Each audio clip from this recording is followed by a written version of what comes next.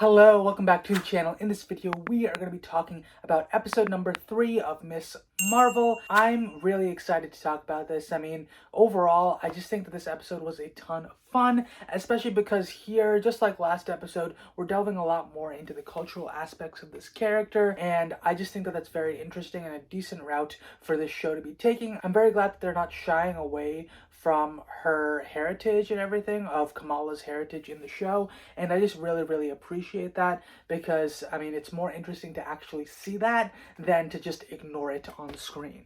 Also, I think that the idea that we're seeing more and more about how her powers manifested, where they come from, things like that, I just think that that's the main intrigue of the show right now. Not so much as to the villains in the show, but it's more like, well, where does Kamala get her powers and how is this going to impact her family? What is this small community that we see here in Jersey City going to think? And things like that. That's where I think the real pull and allure of the show is. It's more about how these characters are interacting and how the community at large is going to perceive Miss Marvel and Kamala moving forward. I really think that that's the strength of the show, and I really appreciate that because it's very different from what I've seen in a lot of the other Marvel properties we've had so far. That being said, in order to begin, let us talk about the fact that Kamala is not actually an Inhuman. We find this out because instead she is a Djinn. Now, I wasn't expecting this at all because,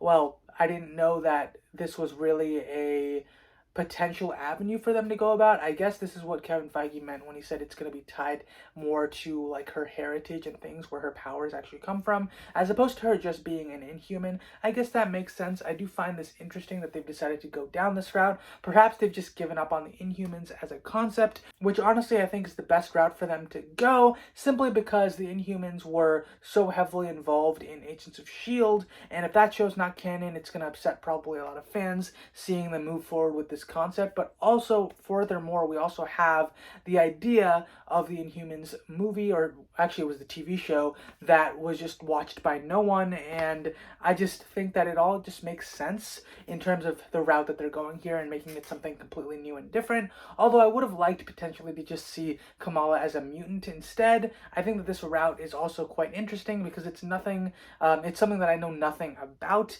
and I think it's going to be fascinating to see how the journey unfolds from here. Specifically, the scene in regards to how she finds out, where she's talking to the other Djinns here, Kamran's family and everything, I think that was very interesting, and I think it was very well done with showing that these people were, oh, they're just like normal people, right? And they're not like villains, they're not like monsters or anything, they're just trying to get home. And then it furthermore does a good job with later on and having them not actually care later, to show that it's more like an act that we're seeing in the beginning. I thought that was an interesting twist. I thought something like that could potentially happen, but I didn't think it would happen over the span of the same episode. I thought for one reason or another, when Kamala found out that she couldn't help, that the others would then decide to go along with it anyway. Not that they already knew that it was going to happen, where the world was going to like burn or there was going to be some explosions or something. They didn't really explain in depth the level of the calamity that would happen, but I suspect it's going to be a big deal, which is why Kamala didn't just potentially say, oh, we can go to this other isolated area and do it there. That being said, I am curious to know how Kamala is going to continue to deal with the fact that she's not actually human, or at least she's part human, right, as opposed to being a full Djinn. Like, that's something that I'm curious about, if that's going to be something that she's going to have to struggle with, especially because like she has a strong culture in her family and everything. Like, how is she going to come to terms with this new component of who she is that she wasn't previously expecting? Now let's talk about the bigger cultural aspect of this episode, which is clearly the wedding of Aamir and Tyesha.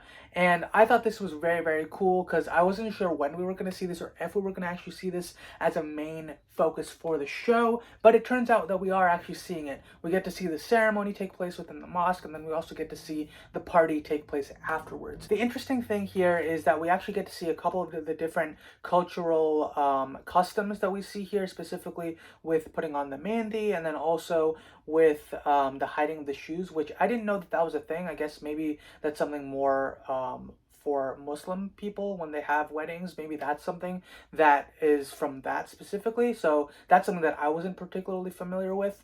But regardless, I thought it was interesting to see those little customs hinted in here and there. And on top of that, the actual ceremony and everything was pretty interesting to see. I was actually quite stressed that entire time that Damage Control was going to walk in and cause problems in the middle of the wedding, and I'm glad that that didn't happen because I was like holding my breath that entire scene. But it was definitely a lovely time to see that these two characters just have a character moment amidst all the craziness that's also going on in the background, and I just really appreciated that they didn't just gloss over these elements, but they actually had us dedicate scenes to it and have it actually be a focus in the story. Similarly, the idea that people are dancing at the actual ceremony, having different performances go on, I thought that was very interesting and very, very true to what's likely going to happen at most cultural events, right? You typically have one or more family members taking place in one or more different songs and dancing and things like that,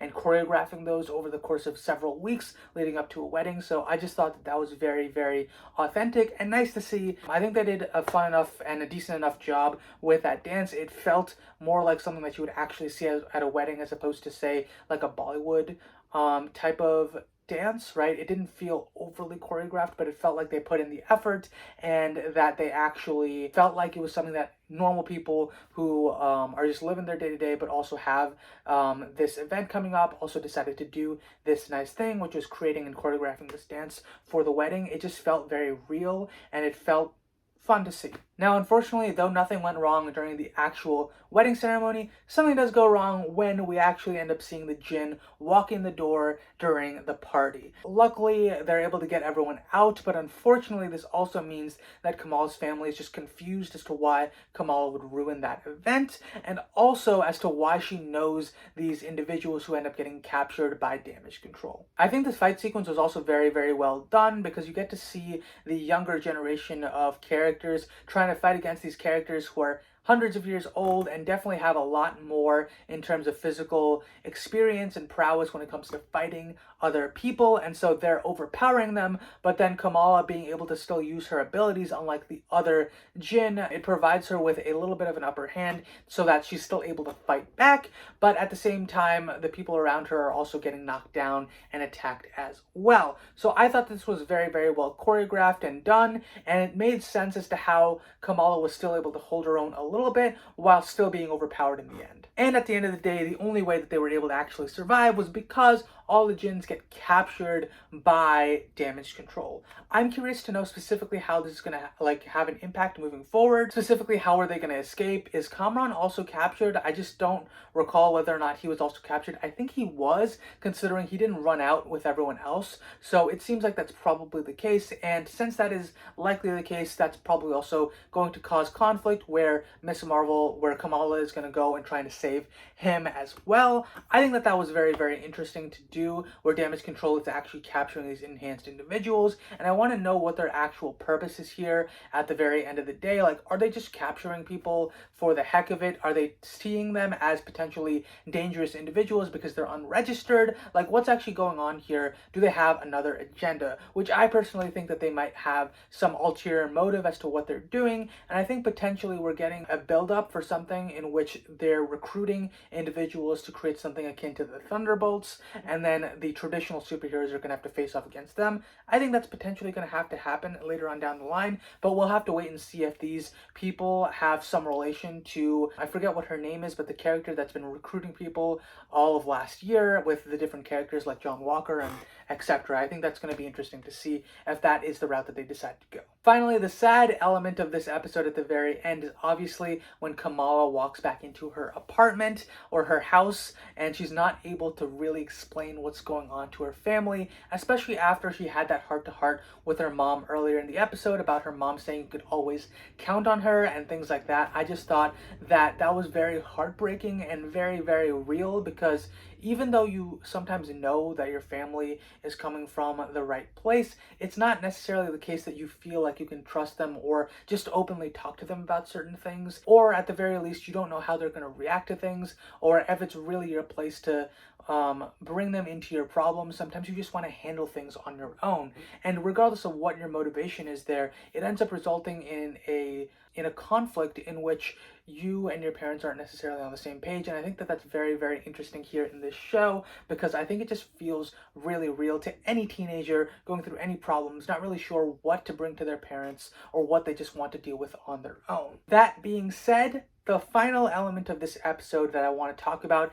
is the fact that we're potentially going to Pakistan in the next episode, or very, very soon, because we get a call from Kamala's grandma. And obviously, she mentions wanting to have her mom and Kamala come to Karachi because she also saw the train that ends up being observed when the Djinns capture or grab Kamala's bangle. Now, I'm curious to know what exactly is going on here. Is that train supposed to be a pathway between our dimension and the newer dimension? Like, what's going on there? I think that that's going to be answered in the next episode, but I'm curious to know how exactly Kamala is going to convince her mom to go over to Pakistan, considering everything that's been going on and how there might be some level of distrust here between her and her family at this point because she's not being open and honest with them. That being said, let me know your thoughts in the comments below on this episode. I really enjoyed it. I think that the show is doing such a phenomenal job of garnering your attention, especially since the first episode. I think they're doing a good job of just keeping things consistent in terms of the writing and pushing forward with a new and intriguing story. That being said, let me know your thoughts also on this video. Do you agree with things that I've been saying here? Also, if you liked the video, please like the video and subscribe for more videos from me on this channel. Thank you so much for watching, and I hope you have a wonderful day. I will see you next time. Bye.